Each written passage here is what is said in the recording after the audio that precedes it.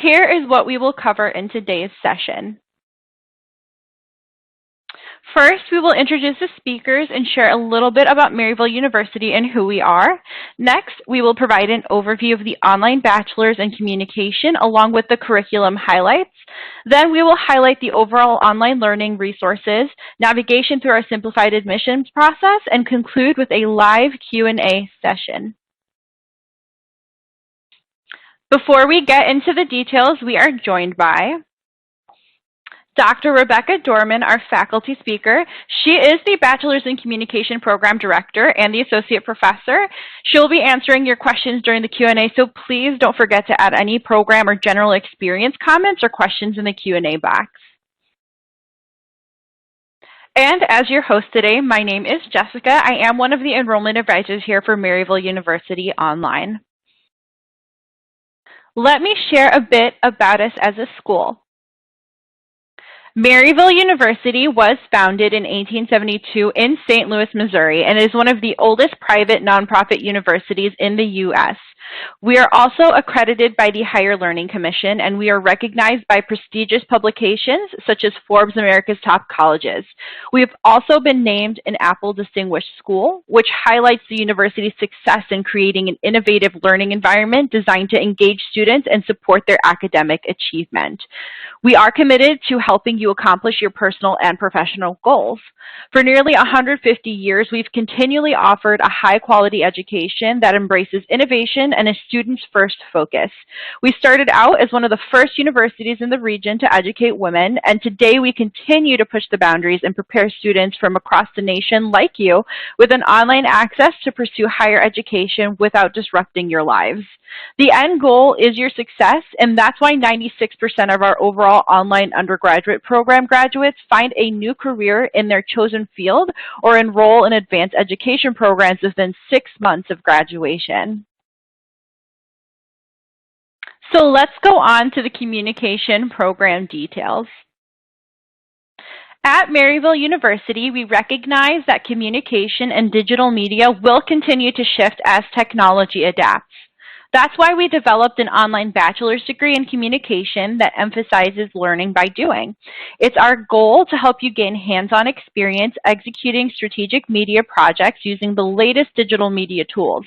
So not only do you have the opportunity to tailor your degree in one of two concentrations, the first is strategic communication and the second is emerging media strategy and social media, but depending on your concentration and chosen elective, you can earn industry certificates while using them as part of the course, such as Google Analytics. As part of the program, you will also be working on projects with real clients and participate in an internship to apply what you have learned. As a student at Maryville, you will build towards an individualized portfolio with a selection of your best and varied types of writing pieces by the time of graduation, so you can demonstrate your achievements easily with employers. Let's break down the curriculum. So there are a total of 128 credits available for the completion of this degree, but please remember that this amount may change if you have credits to transfer. The acceptance of transfer credit is entirely at the discretion of the registrar's office at the receiving institution. The curriculum has a mix of general education, communication core, concentration, and electives. So the core communication courses are meant to develop your foundation in various media and communication style and approaches, with courses such as digital media and visual communication. And through the electives, you can choose courses to focus, deeper in areas of interest or to explore a new subject if you wish. An example would be from business studies.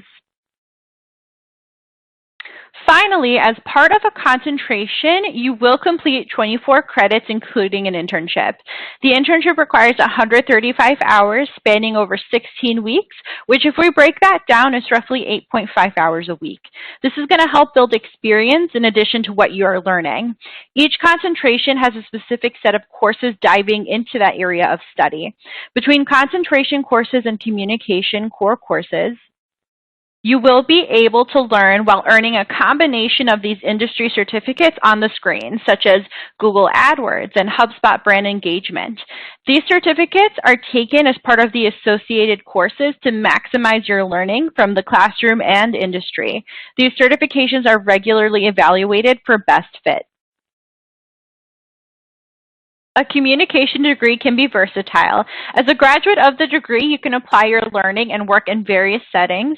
It is common for those with a Bachelor's of Communication degree to work as a PR specialist, a social media manager, or a digital marketer.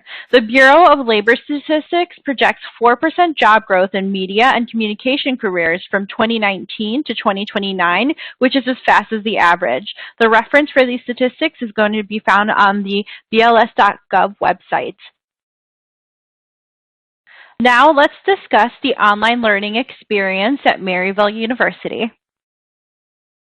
We understand enrolling to earn a college degree is a big transition, and we want you to feel empowered through it all. That's why we provide the support you need to be successful with a student's first mindset that helps ensure you gain relevant real-world experience so you're prepared to be successful in your career on day one. As enrollment advisors, our sole purpose is to partner with you, determining if Maryville University is a good fit, and also navigate the enrollment process. We serve as your main point of contact through the enrollment process up to the start of classes. Also, as an online student, you will be assigned a student support advisor to guide and assist you via convenient means like text, email, or phone from enrollment through graduation. These advisors are here to assist you with questions, encourage you as you face challenges, and connect you to the appropriate resources when you need them. And when you earn your online degree at Maryville, you get the same high-quality education as our on-campus students. We have been doing this for close to a decade now and don't compromise when it comes to academic excellence. Everything we do is designed to be student-centric, so you can be sure you have all the resources and support services you need to succeed in the classroom and beyond. Some of the resources include virtual job fairs and online tutoring. Our early access program is another example of how our focus is on you. If you are considering graduate school as well as a student of the Bachelor's in Communication, you have the opportunity to get a head start on earning a graduate degree by taking graduate level courses that count towards your undergraduate and graduate degrees. Also, the graduate level early access courses are billed at the undergraduate tuition rate, so you can save time and money. Depending on the number of transfer credits you have, it will impact the available space in your curriculum schedule to qualify for the program. Your student advisor will be able to work with you through that. Eligible graduate programs include, but are not limited to, the Masters of Arts in Strategic Communication and Leadership, the Masters of Arts in Management and Leadership, and then the Masters of Business Administration. Now let's go over the admission requirements, some tips for application, and the tuition and financial aid information. Admission requirements can vary depending on your educational background. All applicants are required to complete an online application for admissions and provide previous educational transcripts. There are no entrance exams or application fees. We understand that each student comes from a different educational background, and we are here for you. For further questions, it's always best to set up an appointment with a personal enrollment advisor. They will guide you through the next steps of the process. Applications are accepted throughout the year for 6 start dates, with the next immediate classes starting in May. Applying is a very easy 2-step process. Your enrollment advisor is here to help guide you throughout the way. Simply complete the free Maryville University online application. After filling out the application, your official transcripts will need to be requested from all institutions previously attended. Just a note, there are no SAT or ACT scores or entrance exams needed. Next, I would like to cover tuition and financing options. The cost of this program is $500 per credit hour, not including books and minimal university fees. There is also a $375 per semester 1 fee, which covers your access to all services and resources provided by the university. Financial aid and other financing options may be available for those who apply and qualify.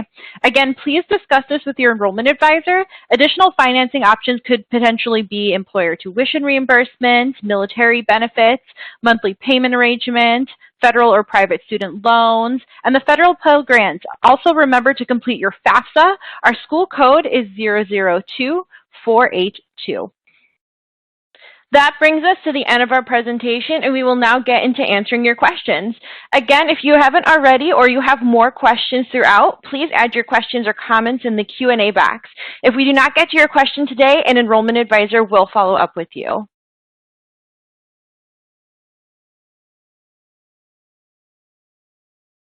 Before we jump into answering your questions, I would like to introduce Dr. Rebecca Dorman, the Program Director of the Bachelor's in Communication at Maryville University.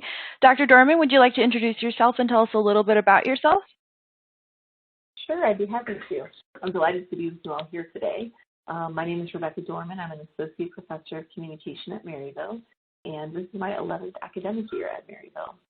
My academic background, I came to Maryville straight from my PhD program at Purdue University, and since I've been at Maryville, I've done a variety of different consulting projects with local nonprofit organizations and national universities, trying to help them with recruitment and retention of students.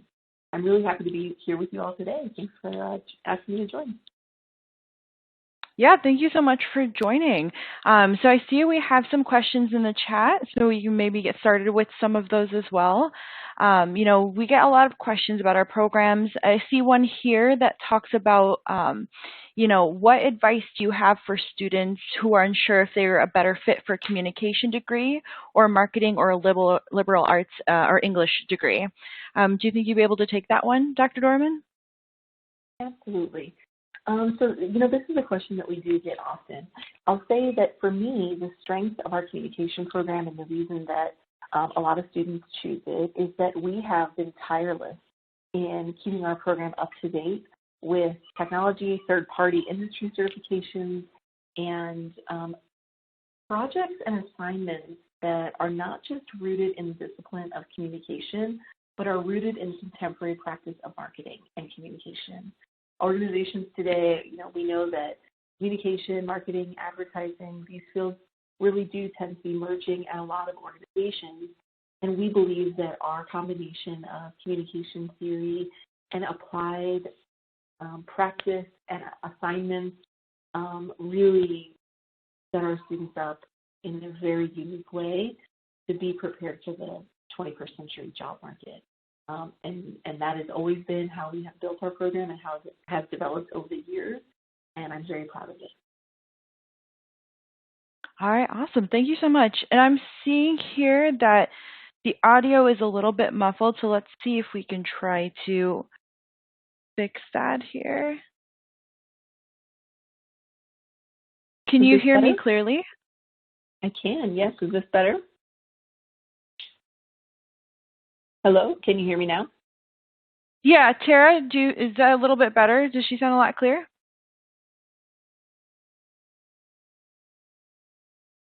We'll see what Tara says. Let us know if it sounds a bit better, Tara, but in the meantime, we'll continue on to the next question.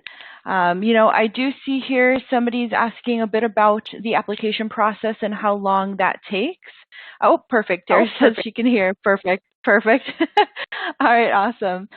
So one of the questions is about the length of the application process and how long that takes. Honestly, it just depends on how, quickly we get everything in. Generally, for the application process, we do need, transcripts, and we need, we do need the transcripts as part of the application process. We usually need the application in, of course, and then depending on what other aspects you need to it, there could be other, factors as well. But the sooner we can get the transcripts and the application in, that's generally when we can submit the application.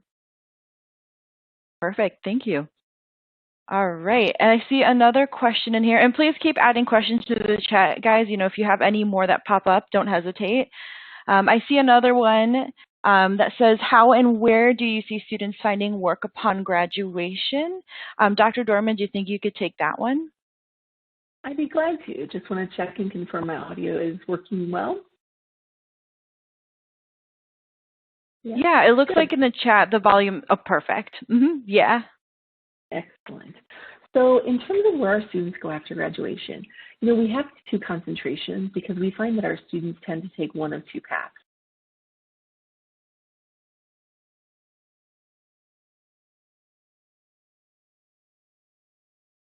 Hello. Oh, Dr. Dorman, I think you cut out for a little bit. Would you mind repeating that? I apologize. Yeah, no problem. So we have two concentrations in our program, and we find that students who select one of the concentrations often want to end up doing different things. So students in the strategic communication concentration tends to go to nonprofit organizations doing something like a marketing specialist or communication specialist, and they might help an organization generally with developing brand strategy, developing campaign strategy to sell products or reach out to new clients, things like that. Students in the emerging media strategy concentration tend to want to do more digital work, and so they might go to agencies and run digital strategy for a variety of clients, or they might go to a larger company that's trying to rebuild a digital team that will help some of our more traditional brands sort of update into the digital space in this year. Does that give you a sense of kind of how the two programs tend to be different, or two concentrations? I'm seeing here that the answer was yes. So thank you so much. I really appreciate you taking the time to explain that. Yeah. Perfect. Would it be helpful if I answered the first question again, since the audio was a little muffled? Yeah, if you want to try. I think the first question just kind of related more so, what advice do you have for students who are unsure if they were a better fit for a communication degree or marketing or a liberal arts or English degree? Yeah, perfect. So what I respond often when students ask this question is, one of the things that we have really focused on in communication, and this is my 11th year with the program, and the other two full-time faculty have also been with Maryville for about 9 or 10 years. And we've been building this program to be both cutting edge as well as still rooted in the sort of heart and the core of the communication discipline. And so about 5 years ago, we began building industry certifications into the program, and we have refined that over the years. So we have a really strong set of certifications that our students pursue while they are pursuing their degree. And I think this is something that really sets us apart as a communication program. So I'm very proud of the program that we can deliver to students today. Perfect. Thank you so much. Yeah, speaking of the certifications, I saw another question come in a little, to know a little bit more about, how are these certificates taught as part of the curriculum and why are they valuable? Great question. So we have a variety of certificates from technology companies like Google, HubSpot, Salesforce. I know that was mentioned in the presentation. And let me give you an example of how we've built one of them into our course. So in COM 347, which is Strategic Communication Writing, students build a variety of different writing pieces for a larger portfolio that is used to deploy an event for a nonprofit. One of the pieces that students write in that class is a set of 3 emails that helps an organization take sort of potential event attendees through the process of getting them to actually purchase tickets. And so students are building an email campaign, a set of email campaigns that is used to move clients or customers for an organization from point A to point B. Along with that assignment, students work through and achieve the HubSpot email marketing certification. What that certification does is HubSpot is an email marketing tool. Well, it's a much bigger tool, but one of the things that it does is email marketing.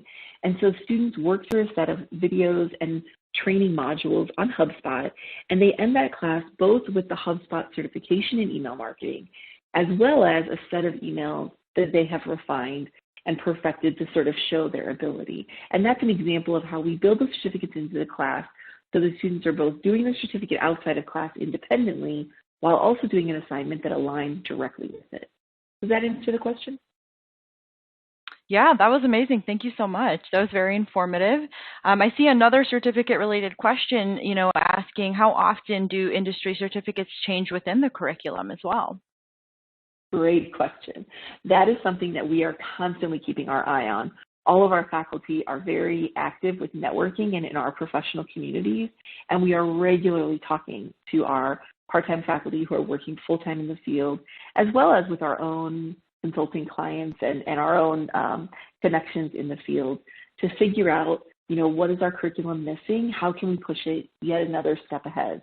And so each year we update the certifications. Now, typically that would be updating 1 or 2 of the certifications. So there's quite a bit of stability as well in the certifications. But each year we try to raise the bar and include a new certification into the program, or update one that maybe has,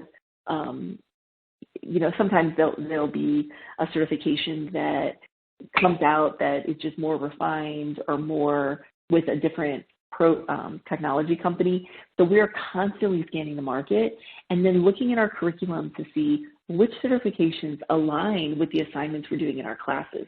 Because we don't just want students to get these certifications and check a box. We want them to get these certifications and also have portfolio pieces that align with those certifications. So they can say, I have not just a bachelor's degree, but also these tech certifications. And also, as another layer, here's my portfolio where I can demonstrate my knowledge and abilities. Perfect. That's amazing. Thank you so much for sharing that. I can definitely see the benefits that kind of come within that. So that's awesome. Thank you. One question that I'd like to bring up too, I know that this is typically asked, we regularly get a question regarding the internship. So if you can, talk a little bit about that, Dr. Dorman. Usually people want to know, why is the internship mandatory, and what value it will bring if they're already working full time. Yeah, great question. So the internship, we believe, we find that most students who are coming to the degree program are coming to the degree program because they're at a transition point. Maybe they still are working full time, but in their mind, they have some idea of where they want to go next. And so we see the internship requirement as an opportunity for students to maybe take on a project that will push them to grow and develop deep expertise in a particular area that will help them to secure what it is they want to do next. And so we find the internship can be conceptualized as a project that a student will do that might even be part of their portfolio. It can also be a separate professional experience. But if people are already working full-time, we often have them talk with someone at their organization to perhaps do an additional project or of some sort so that they're able to develop deep expertise in a new area that's not already part of their full-time work. Sometimes students do the internship project for an organization that they're already volunteering with, or an organization that is in their community, a family business, something that is personally gratifying to them. The internship in total is 135 hours, but as you mentioned in the presentation, because it's split over 16 weeks, it ends up being manageable to do as a course, if that makes sense. Does that explain a bit more? Yeah, thank you so much. And, in relation to that question, another one popped up on the internship. Somebody asked if they can bypass the internship if they're already working full time. Yeah, good question. So students are able to talk with the advisor and the program director to determine if that is appropriate in their situation. I think for students that are already working full-time in the field of communication, we have in the past done a waiver of the internship or a substitution of another class in place of the internship. So as an example, perhaps for one of our strategic marketing concentration students, maybe they're already working full-time in marketing, doing media relations, and so we might approve a substitution of a class like Com 390, which is web design, in place of internship.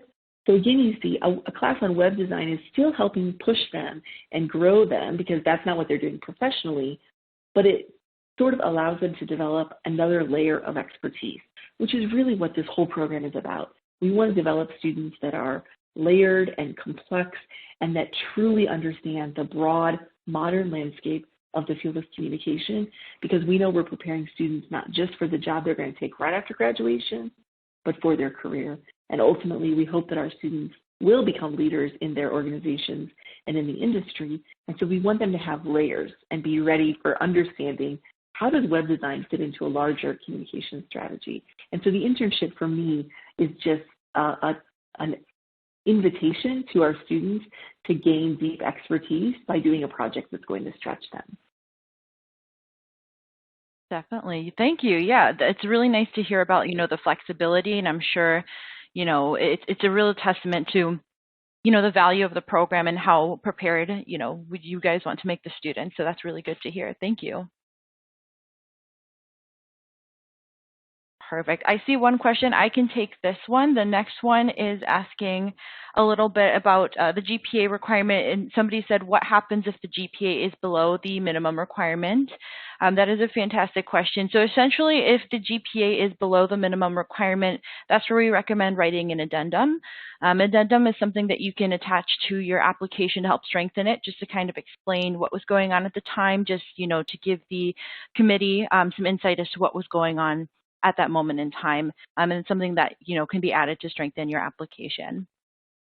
That was a really good question. I hope that was answered. If it wasn't, please let us know in the questions and answer box. Let's see here. I know a regularly asked question too is kind of some more examples of the latest client-based projects, Dr. Dorman. Would you be able to talk about the latest client-based projects and who they were with and how they were like in terms of format and type of work? Yeah, absolutely. So in one of my classes this semester, we are working with a local law firm it's a very small firm, and so there's 3 partners, but they have never really invested in building a brand strategy. And so they have sort of an ad hoc logo, and they have a website that sort of uses the same colors, but they really have never been taken through a strategic branding strategy sort of session and deployment. And so I have students in one of my classes working with them. The first phase of that project was we did a communication audit to determine where the law firm is at today. And we wanted students to get to know the law firm, to get an understanding of which social media channels they're already engaged on, to get an understanding of what their website is right now. They gave us an email campaign, so we were able to get a good understanding of where they're at today. So that was phase 1, is we have to get up to speed with the client, get to know the client, look at some competitors to get an understanding of where the client is in relation to their industry, because so many industries are different in terms of sort of what's the expectation of their communication strategy. Now what the students are working with is phase 2, which is deploying a new communication strategy for the organization to get new business.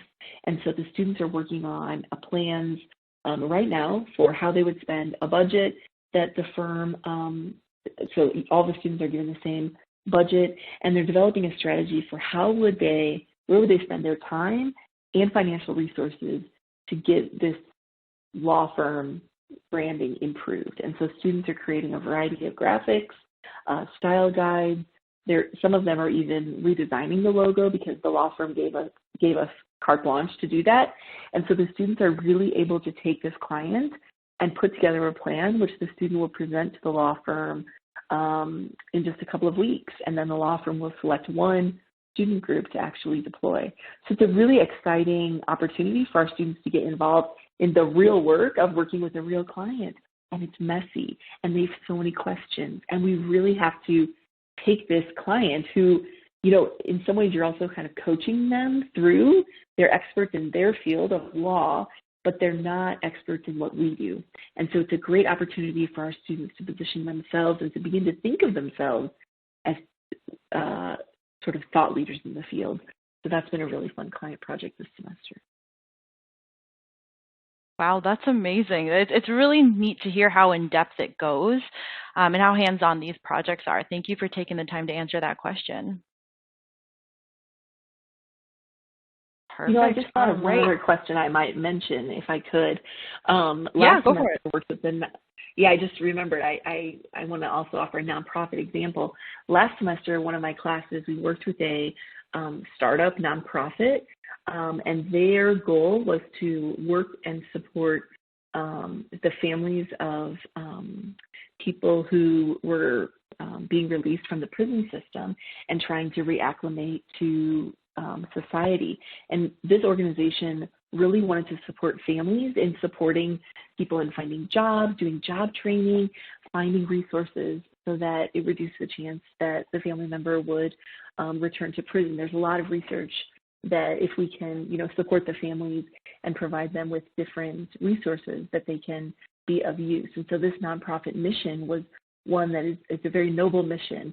And they did not have a website because they were a very new nonprofit. They had done a lot of documents but they did not have a website. And so our students went through 3 phases of building out a website for this nonprofit organization.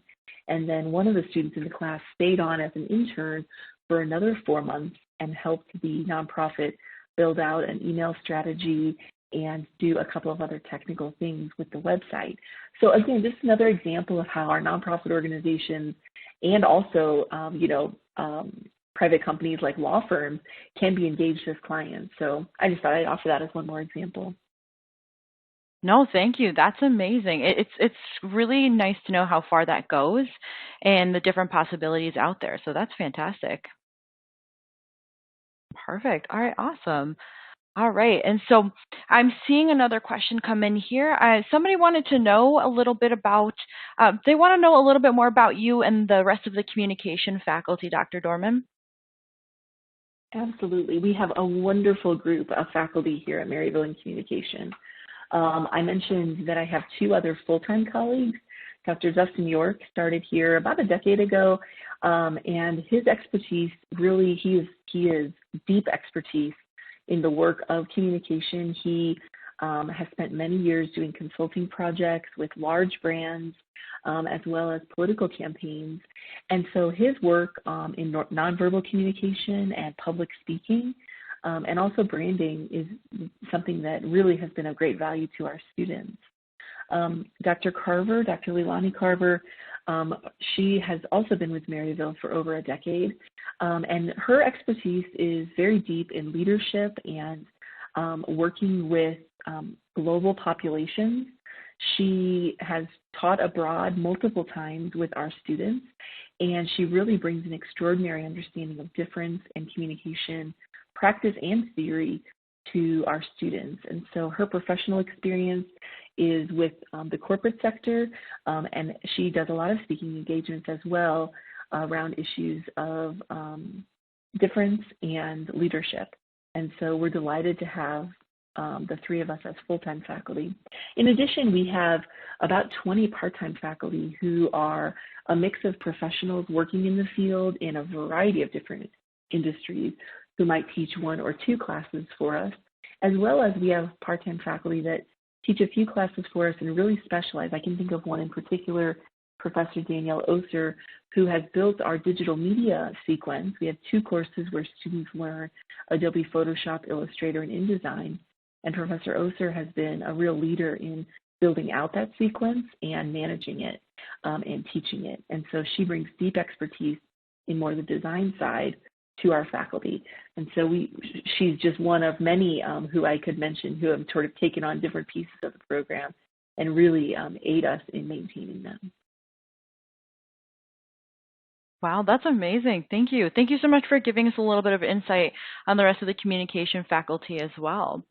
I had one question come in, Dr. Dorman. Somebody, was asking about the name of the nonprofit you were speaking of earlier. Let's Get Started. It's a local nonprofit here in St. Louis, and it was started by a local entrepreneur. She is a leader in the St. Louis community in terms of this issue, and so she started this organization and has really built a wonderful series of resources to bring together a lot of different groups that are working on the issue of reducing recidivism, which is the rate at which people return to prison. So she is really a leader in our field, and it was a real honor to work with her last semester. But the name of the organization is Let's Get Started. Thank you so much. That sounds like an amazing organization. It sounds, amazing, especially what they're trying to do, and, the project that was incorporated with it. So thank you for taking the time to answer that. Absolutely. And one thing that I think the client projects really do is they encourage our students to think about the skills that they're using as skills that can be certainly professionally beneficial in terms of the student's own career. But it also gives students a feeling of empowerment to realize that take any social issue that you really care about, refining these skills and really working to build one's skills in communication gives our students an extraordinary amount of empowerment and encouragement to help improve some part of the world. And for many of our students, I find that they, take a variety of different paths both professionally, but also personally. It really encourages them to see themselves as leaders in the community. What can we as communication professionals do to help strengthen our organizations, our local government, nonprofits, our small businesses? There is so much potential for what our students can do once they have these skills, and we want them to see that, and that's one of the reasons we like to use a variety of clients in some of our classes. Yeah, that is fantastic. Thank you so much. Thank you so much for sharing that. I saw a response that said that's wonderful, when they got to learn a little bit more about the nonprofit. So thank you for sharing that as well. All right, perfect. And so this is another one that comes in, and this was a good question too. I do see it, quite often. How intense is the workload? A lot of people are working professionals, and they kind of want to know what the dedicated time frame would be, at least from what you see, Dr. Dorman, students committing to the program. Yeah, that's a great question.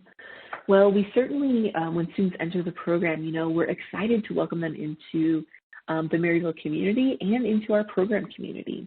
And so one of the things that I find is that the amount of the time commitment that students bring with them into the program, they're certainly doing one of the classes. It will include a series of readings or watching videos, as well as a variety of different kinds of assignments that students would do each week to continue to move them through our courses.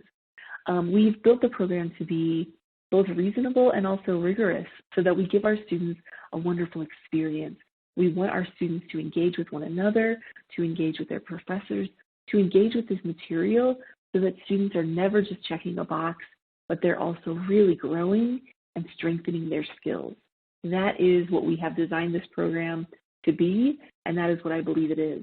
And so certainly coming into the program, it does require a time commitment, but we are certainly, I think, reasonable in how we've built the program.